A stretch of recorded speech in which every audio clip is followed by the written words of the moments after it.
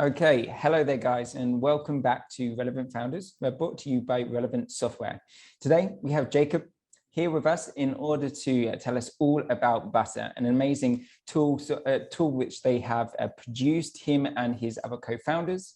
Butter is a tool built specifically for hosting engaging and interactive sessions as smoothly as possible. They focus on empowering facilitators and hosts by giving them all the tools that they need in one place and engaging participants through intuitive features such as the speaker queue and emoji reactions to make everyone feel heard. It's basically the most interactive, in my opinion, that I've seen out there, kind of way of kind of meeting with your employees, to having kind of employees, not even just employees, but if you just want to meet with your friends or whatever, and it just to be interactive, more so than, how is it said, you know, this Zoom overload. Yeah, this overload of Zoom. So Jakub, hello, thank you for being here with us today. It's really amazing. Thank you so much for having me, Matthew. Just introduce yourself to us. Introduce yourself to our listeners. Yeah, I think you did it very well, Matthew. So my name's Jakub, and I'm the co-founder and CEO of Butter, which is like Zoom, but for complex collaborative sessions. So you put it very well. Again, we started building Butter, I think it's a year and a half ago or something like that. So under COVID, we were actually doing, my co-founders and I, we were doing workshops for teams that have been pushed remotely by COVID. We'd actually built a remote team before we managed to run that startup into the ground. But we're really passionate about this whole thing about building remote teams. So that was why we started doing workshops, helping others out that were that were suddenly pushed remotely by COVID and didn't know how to work together remotely. So, but that was when we kind of saw that we were having pretty severe issues running these virtual workshops for the other teams. And the first thing we saw was the technical overload of managing Zoom together with Miro, together with Mentimeter. So this huge amount of tools that we had to manage together with actually facilitating the core content. And the second thing that we saw was it was very hard to kind of get people engaged and energized in these sessions and lean in instead of like switching off their cameras and leaning back. And that was kind of what made us start out with building Butter. So again, we started it for workshops, but have since grown to focus more on all types of collaborative sessions that you can imagine. So everything from workshops to training sessions to brainstorms. Nice. How did this idea of Butter actually come about though, with regards, so you've got your other co-founders as well. Was it a conversation just sat down and thought, man, I'm tired of using Zoom? How did it come about? Yeah, I mean, it was something like that, right? I mean, we just saw the pain of having to manage everything. Like Zoom's a great tool, as is Teams and Meet, right? But it's very much a utility, right? It's a call tool, it's a video tool. It's not really meant for modern day collaboration. So it doesn't leverage a lot of the things that you see in that digital basically allows you to do, such as a constant record keeping or allowing a lot of preparation to be pulled into your work, right? So you prepare a lot of the stuff that you have to do for a workshop or for your training session or for your collaborative session. You prepare that elsewhere, and then you'd screen share, and then you might take notes in hand or whatever, right? It's not that fully fledged experience that you'd expect from a digital first world.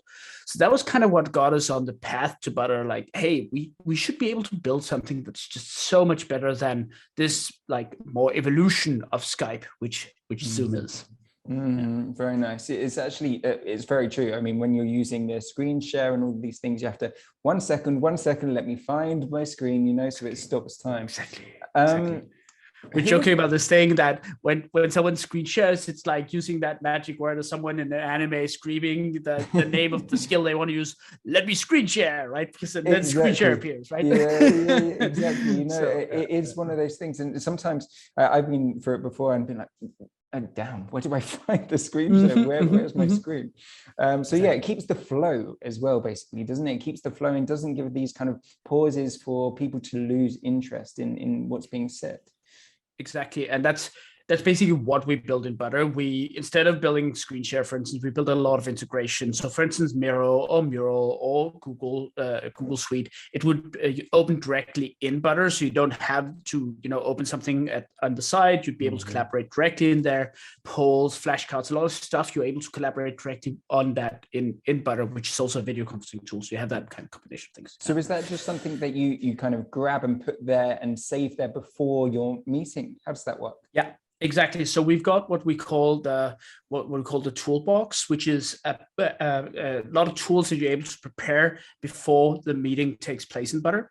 So with Butter, you've got rooms. So we imagine it like if you'd prepare for a session in a real physical room, you'd go in there, you'd set stuff up front, right? The same you do in a Butter room. So you'd go in there, prepare your toolbox, and the toolbox could be polls that you prepared. It could be a Miro board that you prepared, or flashcards or whatever you want to prepare in there.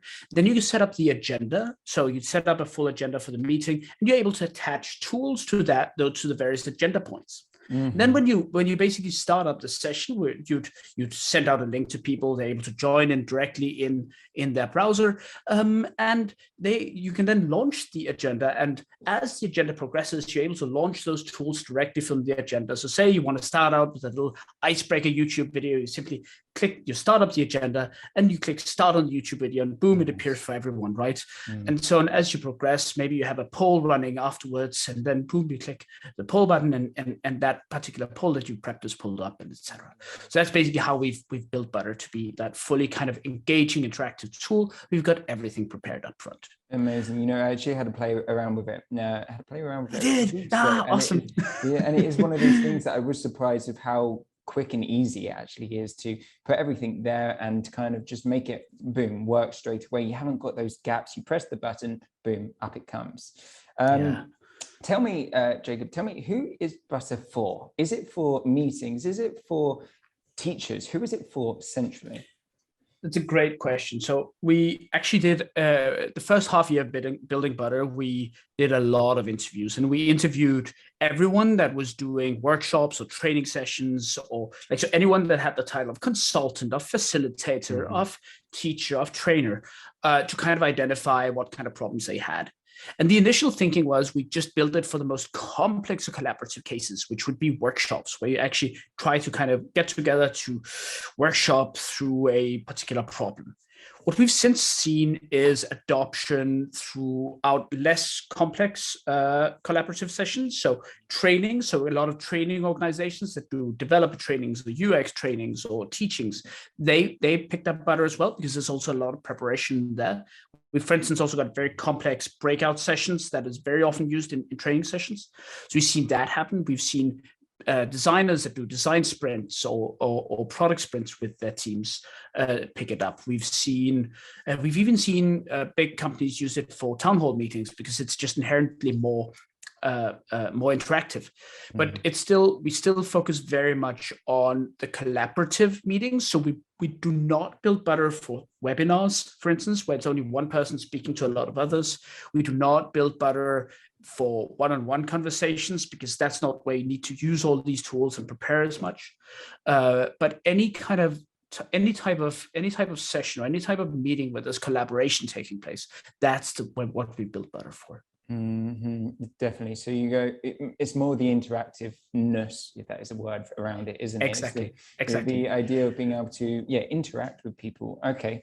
And we've defined it very much as what we've seen is sessions that are the more structured the session is. So the more you focus on very important outcomes from that session, the more you prepare that session, the more people tend to take advantage of all the powerful features in Butter. Absolutely. So preparation is really key. Exactly. Yeah. Okay. So you said a little bit about your co-founders as well. Am I right in believing you've got 3 co-founders for Butter? Yeah, well, we've got 2. So we are 3 co-founders, but I've got 2 co-founders. So and we met back in. So we were building a previous startup before Streamcrux, which was within game streaming, and we totally managed to run it into the ground. But we had a pretty unique, both a unique chemistry, but also good composition of types of people. So you talk about this, exactly, skills, kind of complementary skills. So you talk of this trio of the hacker, the hipster, and the hustler. And the hacker would be my co-founder Adam, our CTO. The hipster is my co-founder Chris, who's a designer, our chief product officer, and I guess that would make me the hustler, the salesperson or the marketing person. So I've got a background in that. I saw actually, I believe it's on your YouTube. I saw a video of you like uniting for the first time since COVID. How was that? How was that experience? Not just since COVID, Matthew. It's first time forever, right? So Chris and I, we live in Denmark. Wow. Yeah, exactly. So Chris and I, we live in Denmark, Danish, and Adam, he's Malaysian, living in Indonesia. So we never met with Adam. So we actually started out the company without ever meeting as co-founders. So we how was that? How has that kind of influenced on building Butter? How difficult has it been to create that bond between you? Honestly, like again, as you might surmise, I'm an old gamer, right? So I used to be like do World of Warcraft raids back in the day and that kind of stuff, right?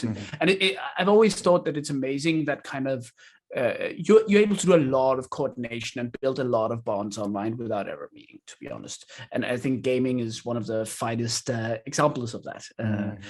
So it's been the same. Like Adam and Adam and I and Chris and Adam have literally spent thousands of hours on like video calls and Butter calls along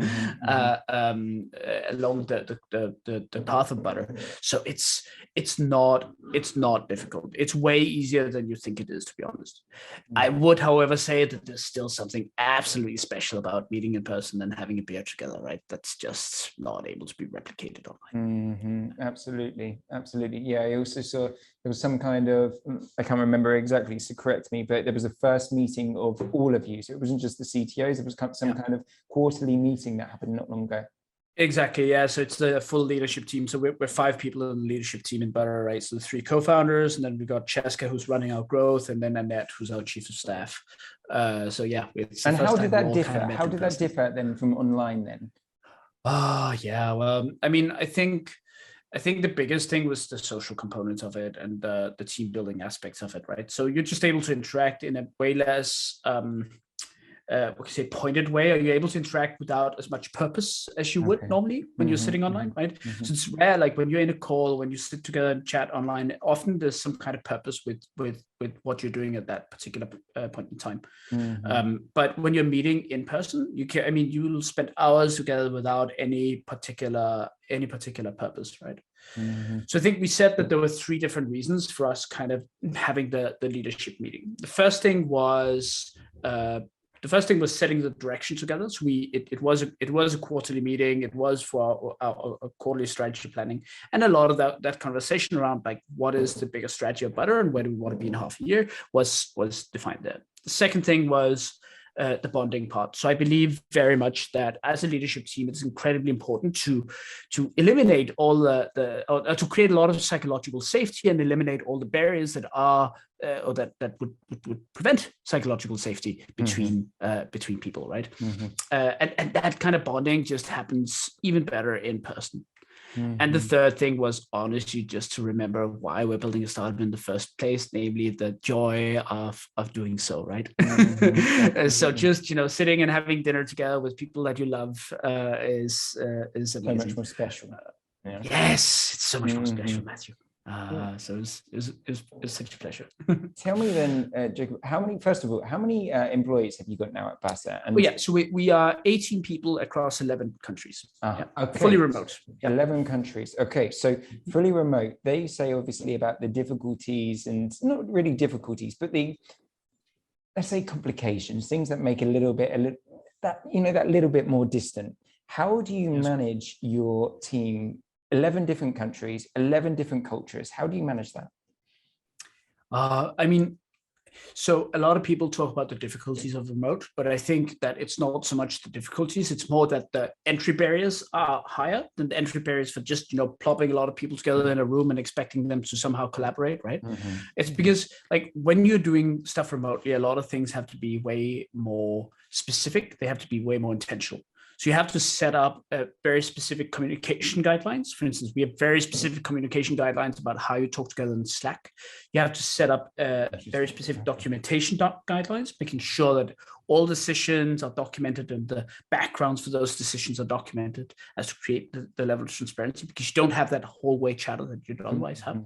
And you have to be extremely conscious about the social interactions that you create, right? So you'd have to engineer the coffee chats, right? Setting them up in a structured manner.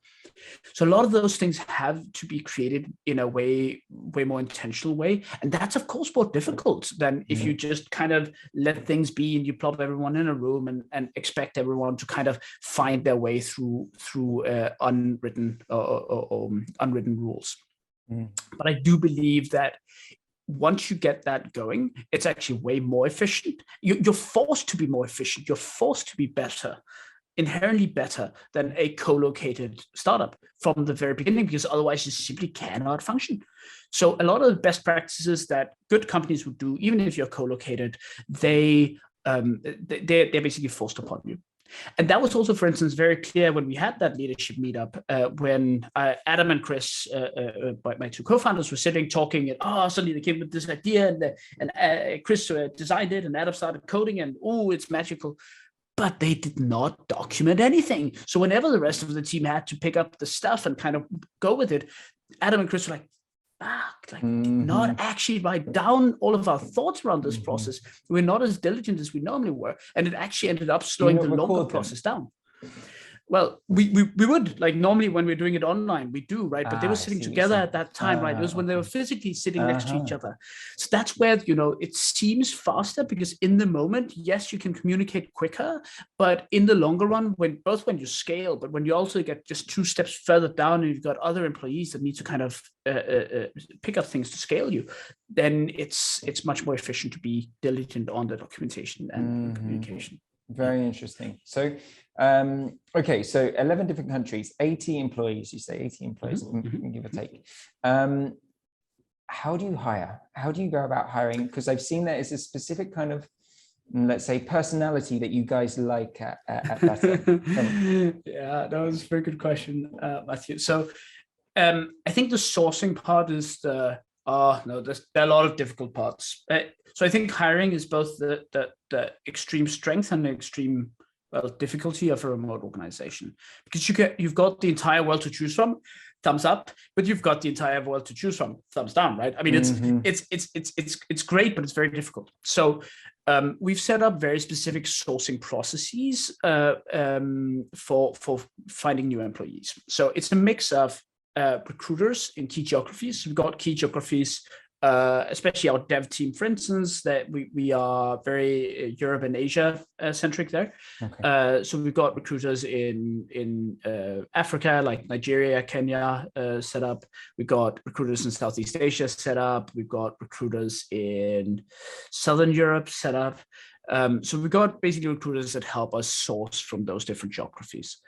Then we'd also post on local job boards in our various target geographies. We would post on remote work job boards as well. And then we do a lot of cold outreach on LinkedIn often to employees of unicorns or well-performing companies in the target geographies, set up like automated LinkedIn flows to reach out to people there. That actually provides, again, but as you hear, like it's still geography centric in our recruitment, because you have to start somewhere. And that was actually what was very difficult for us to understand to begin with, because how do you recruit the entire world? But just identifying these different key geographies where we believe that we can source great talent from has been key for that. Okay, so tell me about these key geographies. Which let's say, which countries have been the countries that have really stood out for you? Which countries have stood out, and why? So I'm very much, I really love this concept of diamond in the rough, of finding amazing people in places that you wouldn't normally expect it. So again, I lived 2.5 years in Indonesia, for instance, and And that's a country of 250 million, right? The fourth biggest country in the world, absolutely huge.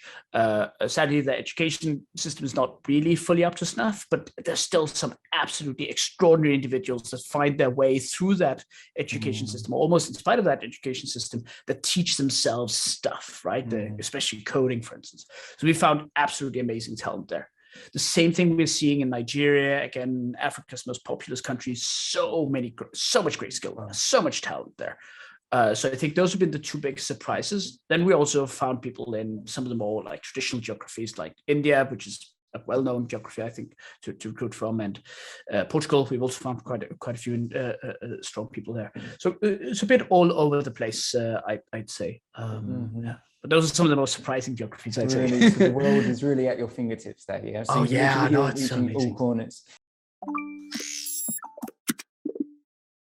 So with regards to, actually, I remember reading one of your articles about finding the diamond in the rough, and these people may not be the top scorers at college. These may not be the straight A shooter students, but they may be the ones that actually become the best employees. How do you find that though? Because it's hard for those people to kind of shine when they haven't got that red brick university. They haven't got that thing on their CV which pushes them forwards. How do you spot that? So it's hard to find them from a resume perspective, but it's not necessarily hard to spot them. It's also hard to spot, but you can better spot them once you get them in the process, right? So I think the first part about that is announcing that you're looking for diamonds in the rough, right? I mean, just announcing that openness both to the world, but also to yourself and to your team, right? Because in that way, you kind of try to pull away inherent biases, and you tell people that you want to pull away inherent biases. It's of course way easier said than done, but one of the other ways we're doing that is through, like, when you apply to Butter, you go through a questionnaire. Like, we've got some slightly not very normal questions, such as, I think, would you rather fight one horse-sized duck or 100 duck-sized horses, right? And and stuff like that. Answer?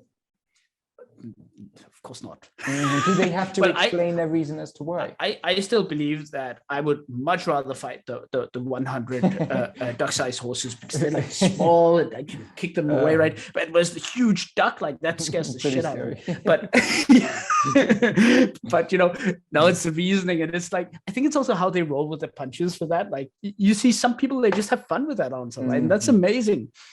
So I think that's one thing. I think another thing is just in the interview process, we have skill-based interviews, which help a lot, but we also focus a lot on the individual stories, how they got there, and focus a lot on the difficulties that people have gone through in their lives. And people that have gone through a lot of difficulties and are able to explain them and talk through how they powered through them, they are often extraordinary people. So whereas the straight A students, and I think I can say that myself, I was a straight A student that for a long time, and then I went through a lot of difficulties, and it's not the straight A's that made me what I am today. It was way more the difficulties. So it is like identifying those difficulties that I think kind of gives us some indication of these diamonds.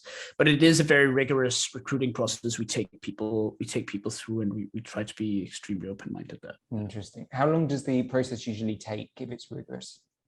Oh, a week. 2 weeks maybe.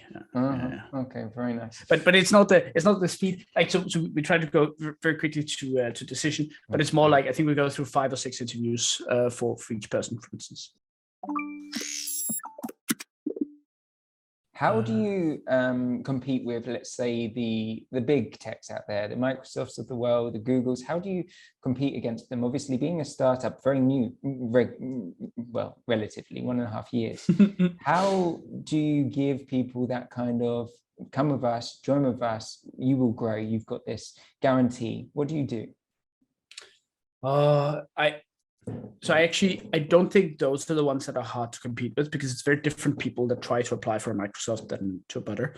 The harder ones to compete with are the well-funded, slightly further down the line, like Series C, Series D startups that still provide excellent salaries and a pretty high growth trajectory, right?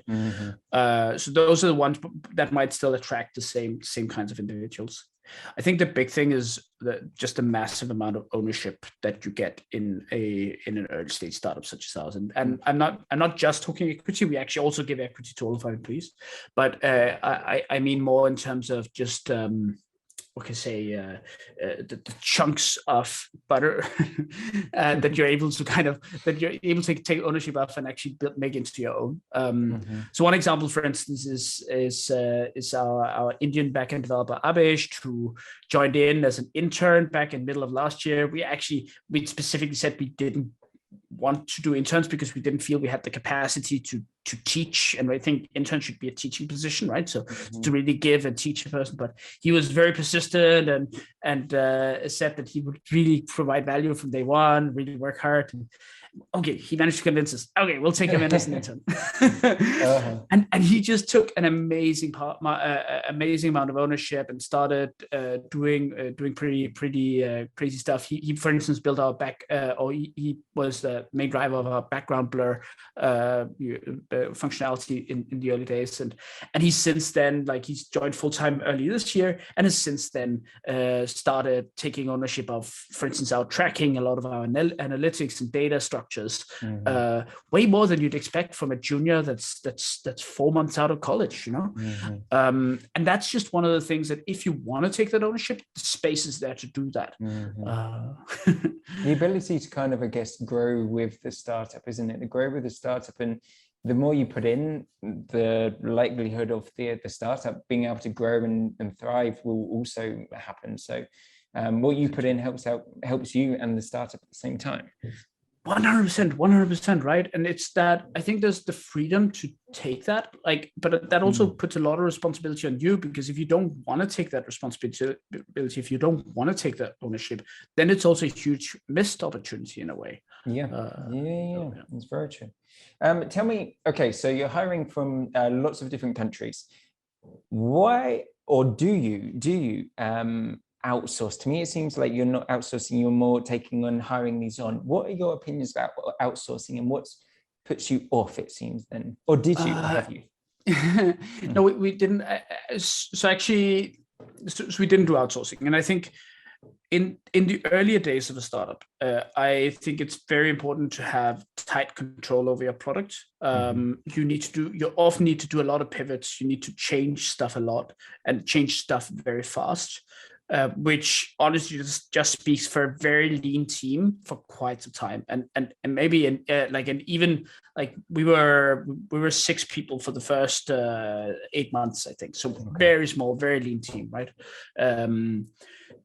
Once you begin having more clarity on what the direction is, and especially once you have full-on product market fit, then you're more into scaling mode. And I think once you're into scaling mode, then having outsourced resources can help you, but you need to have those very clearly defined barriers of what you need delivered. Because if you cannot do that, then outsourced resource, like even having employees, is dangerous. And outsourced is just one step further than that. So that can be quite challenging in the early days. But once you scale, it can be very powerful. Yeah.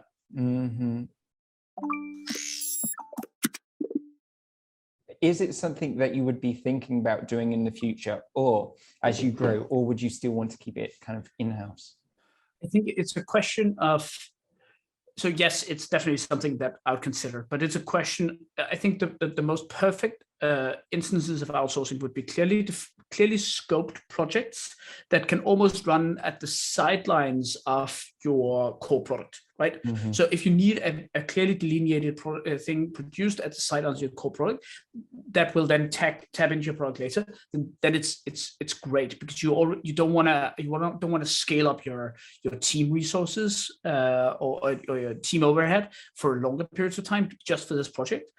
So that would be one way where it would be very helpful. The second way where it would be helpful is when you're scaling, but you just can't hire quickly enough. You simply cannot source your people quick enough. Then it would also be an instance where I'd be interested in using outsource. Interesting. Very interesting, Jacob. Okay, let's move on slightly. Let's talk about challenges. So the challenges of Butter so far. So you and actually your co-founders, you've all been very, very open about your past and other startups that you've worked on before.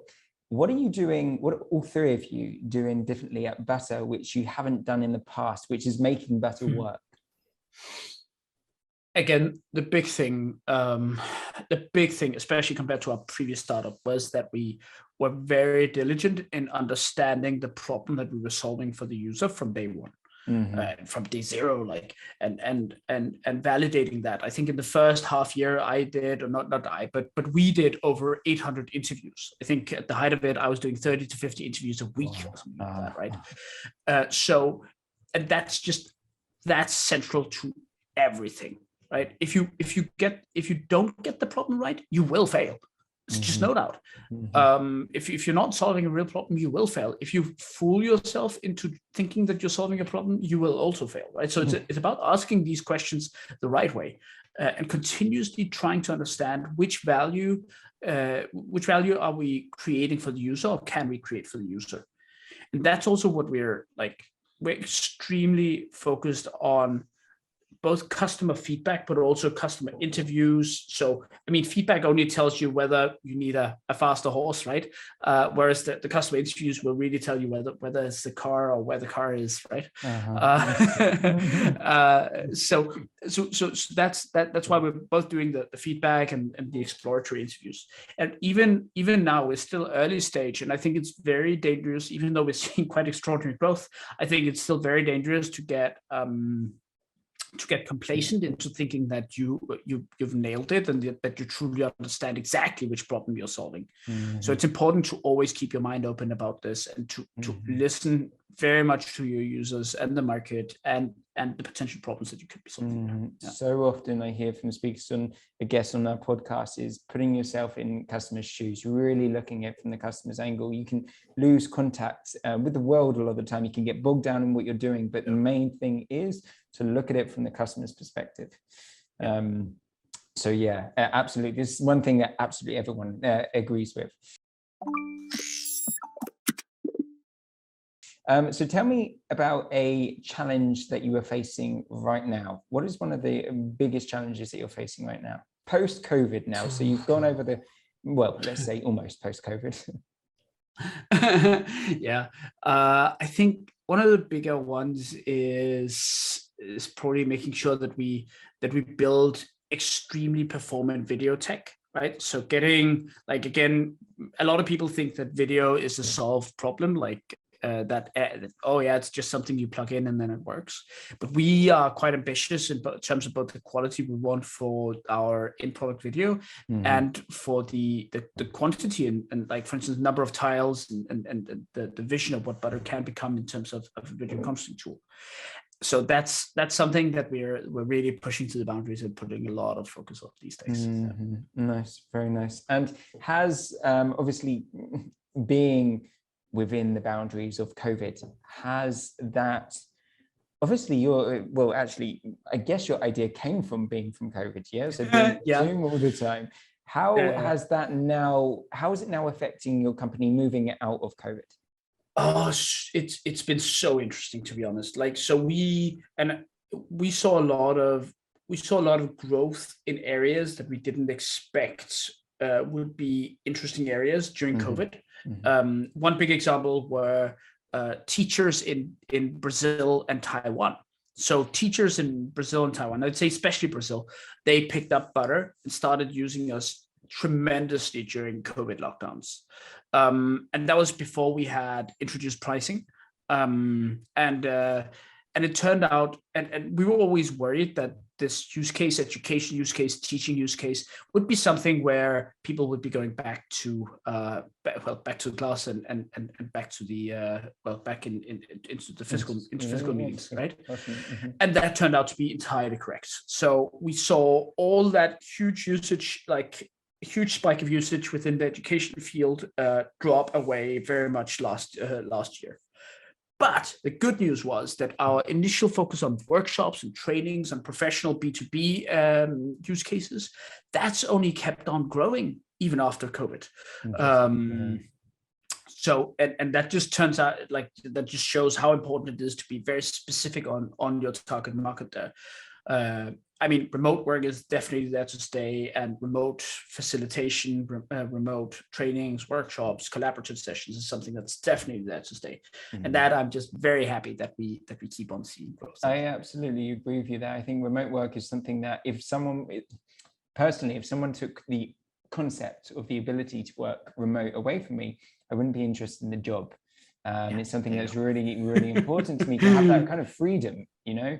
And I think, as you said, we're obviously working with lots of different countries. The world has got smaller in the good sense. What trends do you see emerging this year, Jacob? Oof, that is a big question. I think one big thing that's touching very closely on me is this whole trend of figuring out how this hybrid work mode is going to go on, because a lot of people are going back to office, but a lot of people are staying away. So people have to figure out, how do we actually work together when some people are in office and some people are home? I do not believe that hybrid work is a real thing, though. I think either you work together as though everyone's is remote, or you work together in a way where everyone's physical. This whole way of having several people like cramming into a screen, like in a conference room, and one person appearing in a big, like on a big television, that's just archaic. But I think that people like that's a big trend of people having to figure out exactly how to work together in this in a hybrid world, and I think a lot of people will be getting it wrong the first time. It's very true. It's kind of like the X-Men exactly situation, isn't it? The X-Men situation. I love that. Absolutely. Okay, very interesting. What about, last question for you? I always like to get from the speakers, what is the biggest or the best type of advice they have ever been given that they can share with our listeners to make their startups grow and thrive? What has been kind of the best bit of advice you have gained over the last few years, which you can share? Oh, yeah. That's hard, because the best one is definitely the whole listen to users thing, right? I mean, it's just, there's just no doubt there. I think it's this thing about being incredibly honest to yourself about how your startup performance. I know what the best one is. Do not get fooled by fake work. Like do not get pulled into fake work. As a startup founder, you can do so many things that feel like work, like going to conferences, or doing lots of speaking engagements, or actually that might be helpful, but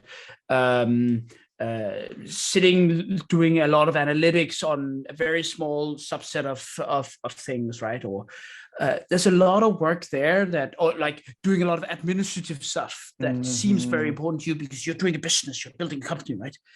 But it's so easy to get pulled into this fake work world as a startup founder. But be honest to yourself. Is this really moving the needle on your key metric for your startup? Is this really driving more usage? Is it really driving more revenue? Is this really solving the problem for the user? And I mean, that's really something that scares the hell out of me, is ending up doing a lot of fake work. One thing that really gets me up is the startup competitions. That's the ultimate fake work. Like it does not move any needle whatsoever to be part of a competition or win a competition. So I think that's kind of the best thing. Don't get bogged down into fake. I think that's actually really, really amazing advice, and really important, because a marketing plan, you could do it in a couple of pages, or you could do it in 10. And what do you actually need to do it? And you've got your target audience, you need to find what you need to do, how to get your money, how to build your startup. There you go, bish, bash, bosh, as they say, and off you go. Exactly. And this whole thing about like do two things: build product and talk to users. then you'll be pretty well off, right? I mean, just do those two things and you'll be pretty well off, right? Exactly. Jacob, thank you very much. I know you're very busy and haven't got much time left. So I just want to say thank you very much for joining us today on Relevant Founders. It's been amazing to have your expertise and listen to everything Butter as well. And I wish you and Butter all the success in the near and long future. And yeah, may your development keep on going and may the growth keep on growing. So thank you so much, Matthew. It was a pleasure to be here.